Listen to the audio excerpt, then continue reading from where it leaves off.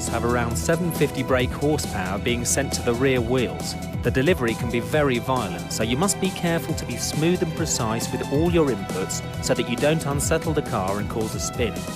At speed, the car's aerodynamics generate a lot of downforce, forcing the car to the track.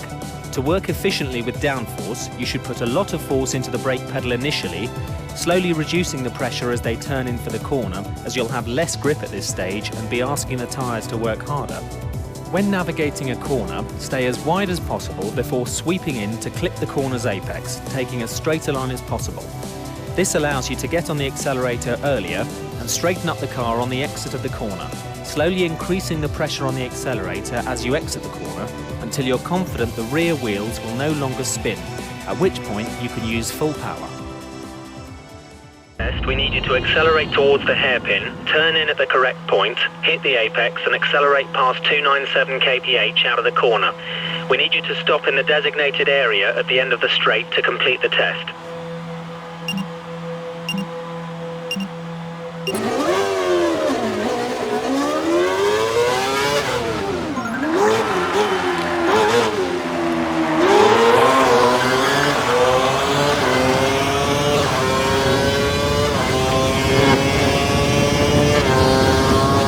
Like a tyre blowout.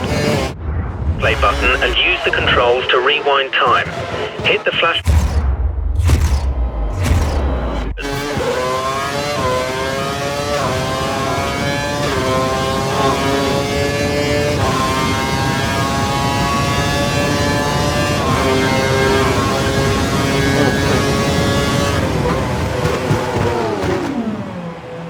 Nice one. We got some good data. Your line and corner speeds are good.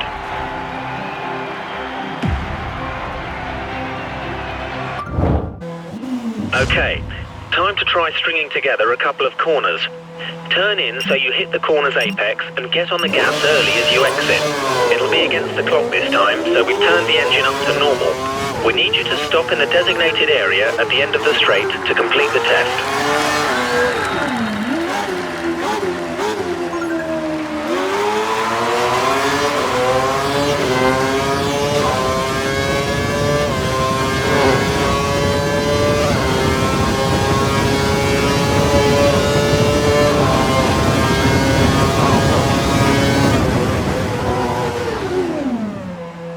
Nice one. We got some good data. Your line and corner speeds are good.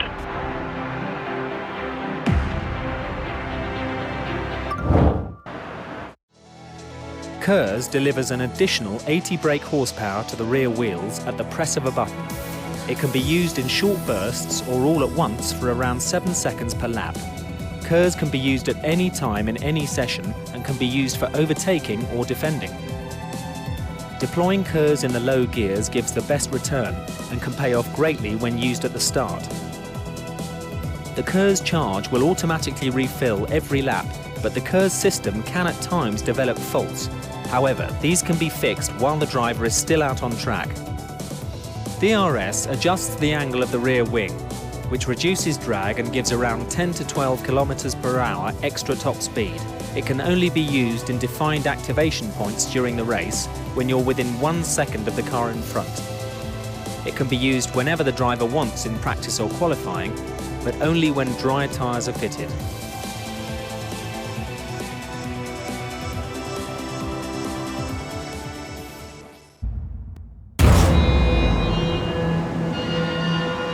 Okay, before we start, I want you to perform a quick systems check for KERS and DRS. Press and hold the KERS button for me, please.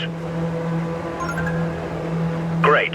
Now try activating the DRS. Press it once to open it and a second time to close it. Alternatively, you can press the brake to close it. Okay, you've got a car ahead of you who looks to be practicing their race start.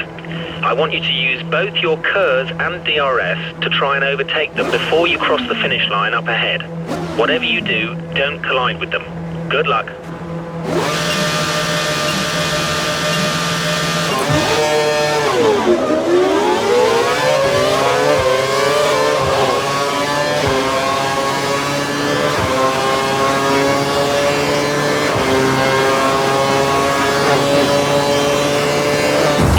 You use used the KERS and DRS to good effect and were able to pass the car.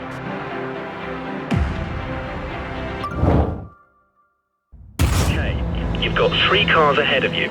Use your KERS and DRS to get to the finish line after the chicane, ahead of all of them. Don't make contact with any of them, however. We want clean passes.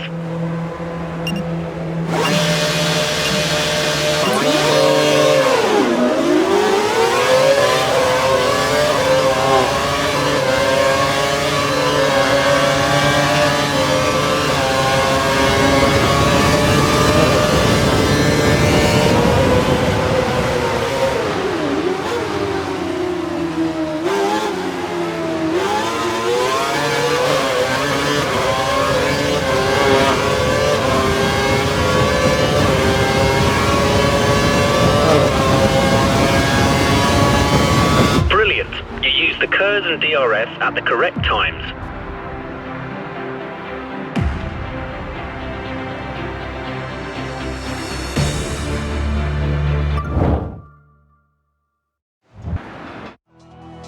There are 4 tyre types available during a race weekend: primes, options, intermediates and wets. Prime tyres will last the longest but have less overall grip than the option tyres. However, the increased grip from the options means they wear out faster. Intermediates are best used when the track is damp, and wets should only be used in heavy rain.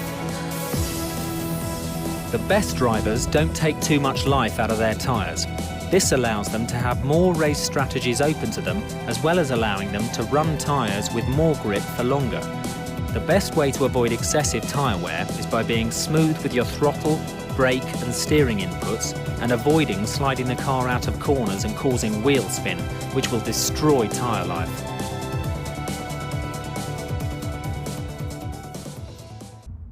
Pirelli have been doing some wet tyre testing. They've soaked the track, so we thought we'd get you to feel the difference between a wet and a dry track.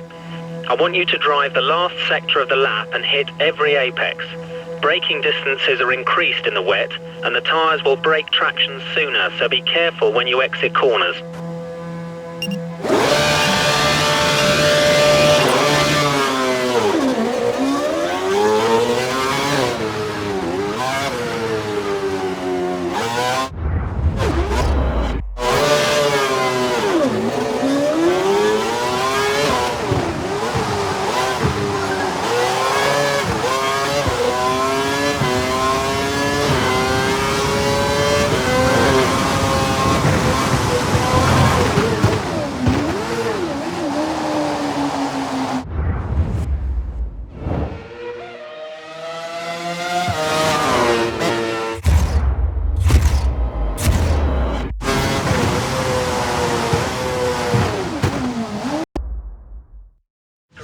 Been doing some wet tyre testing. They've soaked the track, so we thought we'd get you to feel the difference between a wet and a dry track. I want you to drive the last sector of the lap and hit every apex. Braking distances are increased in the wet, and the tyres will break traction sooner, so be careful when you exit corners.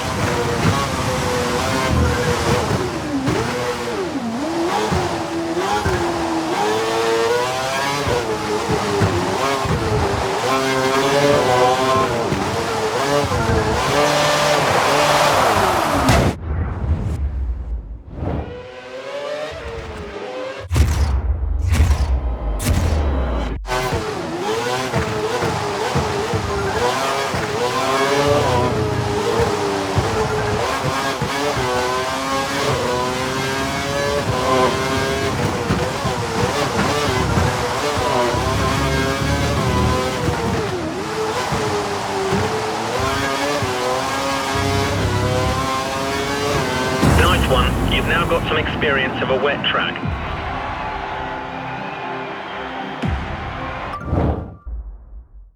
Okay, it's been a great couple of days. The final thing we want you to do is experience a race start and perform the first lap. When the lights go out, pull away and drive the lap using all the techniques you've learned so far. We'll be timing you, so give it your all. The engine is dialed up to give maximum power. Enjoy it.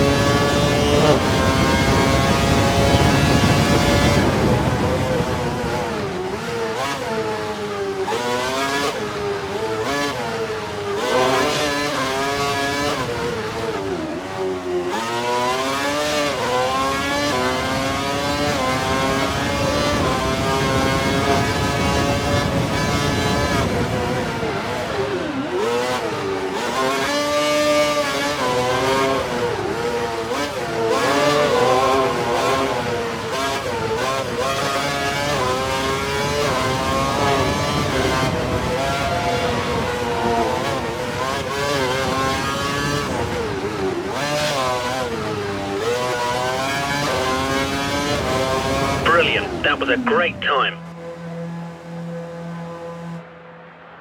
And that's the end of day 2 of the Young Drivers Test. Next time we see you...